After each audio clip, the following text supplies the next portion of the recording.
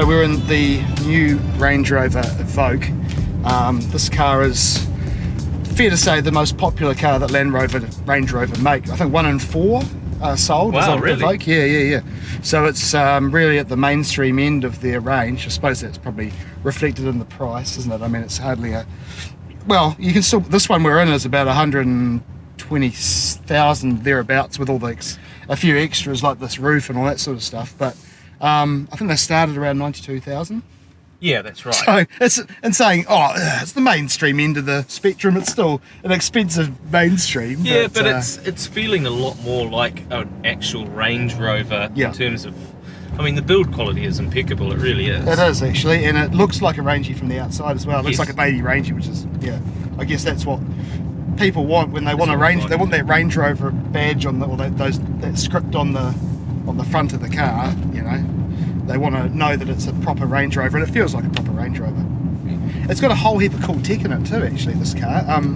They call it the all-seeing Evoque, and it's got this really neat feature where there's a camera on the, I guess it's on the aerial fin at the back of the car, and so if you've got a small garden trailer, or you're never going to put a trailer on a car like this, if you've got a bike rack perhaps and you can't quite see through the back window in the mirror, you just flick a little switch here and it gives you a video relay of what's happening behind the car. And the clarity of the picture is really good. It's really good. Yeah. So you've got literally eyes in the back of your head beyond, whatever you've got on the tow ball, or if you've maybe got a big box in the boot that you can't see past. It's a really quite clever feature. You just flick it back and it's a mirror. It's a conventional mirror again. Takes up the whole mirror, like it's completely sort of frameless as well. Yeah, it's really neat. And it's also got cameras. It can actually, essentially they say it's got an invisible bonnet. So if you're, again, negotiating rocks in your Evoque, which you're clearly probably not going to do. Are you saying that people aren't going to do that? In an Evoque? It's a Range Rover. Yeah.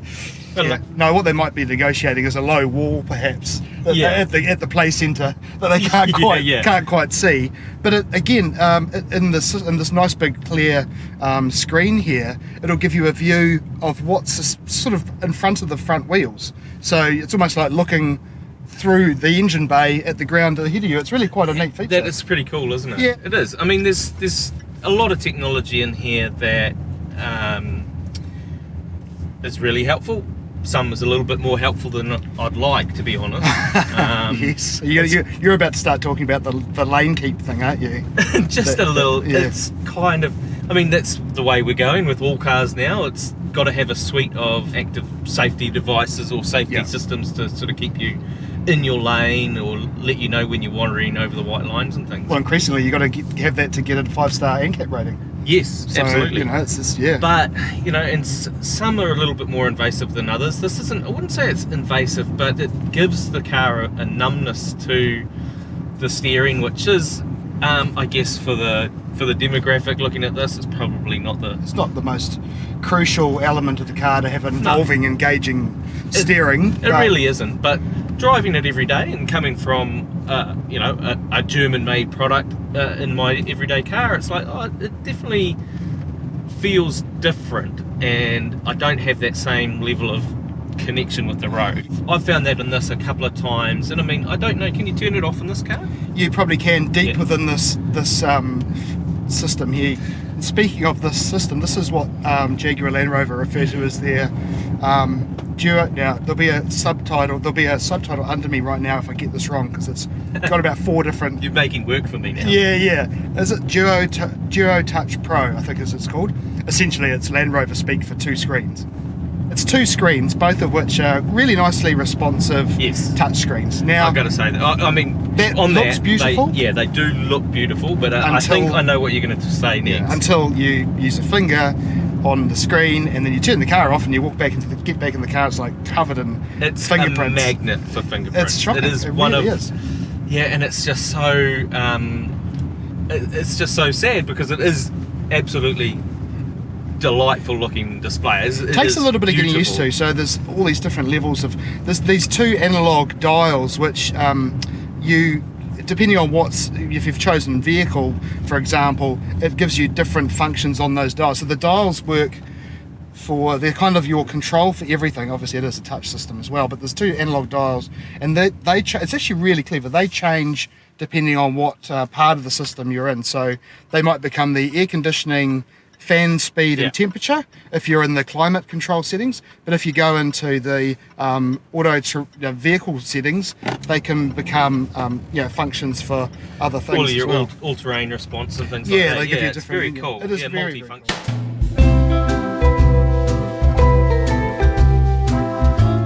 So we're just negotiating. What we're going to do is we're just deciding, do we take this off-road? And of course, this is look, it's not a Land Rover Defender. We're not going to go mud plugging. We haven't got a winch, but for the equestrian set, bit of grass. The wet. Don't they say wet grass is the great leveler? Absolutely. We're actually at a horse racing arena. I mean, it's Pukekohe Park. It's probably better known as a racetrack for cars, but it is a horse arena. So we're in a 4-wheel drive vehicle, and it must say a very good all-terrain response, technology-laden 4-wheel drive system underneath this car. Oh, hang on, we better put on the hill descent. Oh, okay. Where is that? Go to vehicle. Oh, you're in vehicle. Standby caller. Standby vehicle. Ooh. Hill descent. That one. ATPC. Yeah, I think that's what it is. So the hill descent is automatically keeping my speed controlled. Do we go through this big? Are we going to bite off more than we can chew going through there? I think that path up there could work. I just think we're going to get told off. Yeah, we might get told off. Well, yeah, there are lots of people around. Let's see if the Rangie will crawl its way up here. Again. Put it into grass, gravel, snow. Hang on. Oh, low. Mud ruts program. Mud ruts. Let's go for mud ruts. Yeah. Low traction launch not available. Okay, well this is. I wonder how I bring up that camera I was talking about. Oh, good idea. How do we do that? We'll edit this out. Oh, there's the hill descent. Oh, so we probably weren't. It was just your gearing that was stopping us from careening down the hill. What are we looking the camera? For? We need to. Oh, is it up in this one? Might be up in this one. Oh, that's your phone.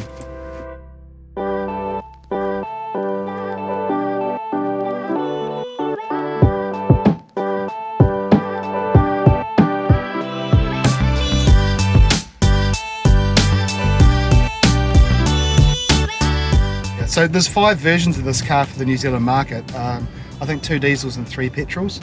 So, despite some of the German brands moving away from diesel engine technology, Land Rover's, Jaguar Land Rover is still very much involved. They still want to make it their Ingenium system that they've got. So I'm glad that they do. I still really love the driving experience of diesel. This one, of course, is the petrol, and this is the top of the line. By the way. This is the P300. P300R. Yeah. R design. Yes. R dynamic. R dynamic. Yeah. You can see we've really done our research. Engine-wise, it's got plenty of performance there. It's not super torquey. You have to really wring its neck to get exciting performance from it. But it is smooth and quiet. Obviously, you would expect that from a premium product like Land Rover. Yeah. So, okay, would you buy this over a German or a Swedish product of a similar size? That's the big question, really. I guess the Evoque's always been the opportunity for Land Rover to secure more of the female market. Yeah. And my wife just adores this car. But I guess me with a little bit more of a leaning towards dynamics and sportiness, I'd probably still err for a German product. Yeah. The elephant in the room is Volvo, who the XC60 is a pretty incredible car. Like you're saying, this is a really nice cabin. The quality of the build is really nice. There's actually quite a decent sized room. There's quite a decent amount of room in here for the footprint of the car. It is a compact SUV. Yeah, it's not a big SUV, but it certainly doesn't feel small.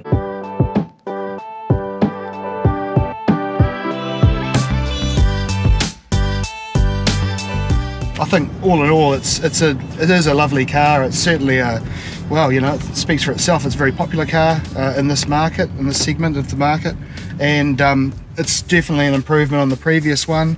It's got all that sort of Range Rover sort of feel about it, despite being a smaller car. It is pricey, but again, refer back to Range Rover badge on the bonnet. Yeah. It's not meant to be a cheap car.